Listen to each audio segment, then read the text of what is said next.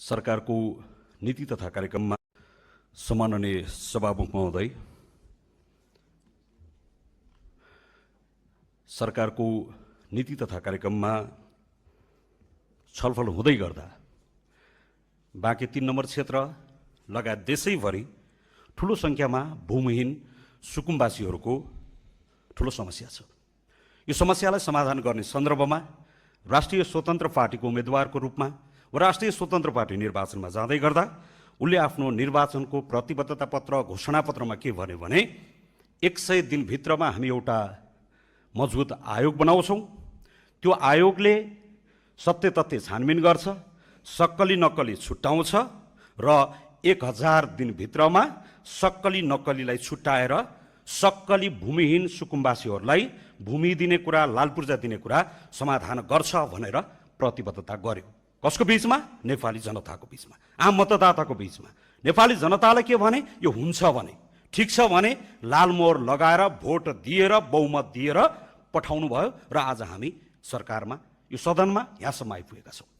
सदनमा आउँदै गर्दा, सरकार बनाउँदै गर्दा सरकारले आफूले प्रतिबद्धता गर्ने अनुरूप यो वाचा पत्रमा लेखे अनुरूप आज त्यो कुरा गर्ने तम तयारी गरेको छ। तर विपक्षी भनिएका दलहरूको केही हरकतले गर्दा आम मानिसहरूमा, आम भूमिहीनमा, आम सुकुम्बासमा, विशेष गरी मेरो घरमा, मेरो थरमा केही संशय पैदा गरेको छ। के मानिसहरूलाई अलमल पारिएको छ? गरिबहरूलाई जग्गा दिने विषयमा, गरिबहरूलाई न्याय दिने विषयमा, गरिबहरूलाई लाल पूर्जा दिने विषयमा जसरी राजनीति गरिएको छ यो कुरा, यो सामान्य कुरा छैन। सम्माननीय सभामुख महोदय, यसरी कुनै सदनमा कुनै राजनीतिक दलले निर्वाचनमा जाँदै गर्दा कुनै राजनीतिक दलले यसरी जग्गा दिन्छु भनेर पहिलोचोटि छलफल भएको होइन। 2015 सालको निर्वाचनमा जाँदै गर्दा नेपाली कांग्रेसले पहिलो बुदामा के लेख्यो आफ्नो घोषणापत्रमा? भूमि नभएका किसानलाई, भूमि नभएका दलितलाई, भूमिहीनलाई जग्गा दिइनेछ भन्यो। 48 को निर्वाचनमा फेरि निर्वाचनमा जाँदै गर्दा नेपाली कांग्रेसले के भन्यो? त्यही शब्दलाई दोहोर्याएर फेरि भूमिहीन सुकुम्बासीलाई जग्गा दिइनेछ भन्यो। 51 को मध्यावधिमा भन्यो, 56 को निर्वाचनमा भन्यो, 64 मा भन्यो, 70 मा भन्यो, 74 मा भन्यो, 79 मा भन्यो, अस्तिको निर्वाचनमा पनि भन्यो। कांग्रेसले भन्यो, एमाले भन्यो, माओवादीले भन्यो, सबैले भन्यो। कांग्रेस आएर भन्यो राणा फालेर दिन्छौँ भन्यो, एमाले आएर भन्यो पञ्चायत ढालेर दिन्छौँ भन्यो, माओवादी आएर भन्यो राजा फालेर दिन्छौँ भन्यो। राणा गयो, पञ्चायत ढल्यो, सरकार राजा गयो, लोकतन्त्र आयो, गणतन्त्र आयो, प्रजातन्त्र आयो। अब केले रोक्यो?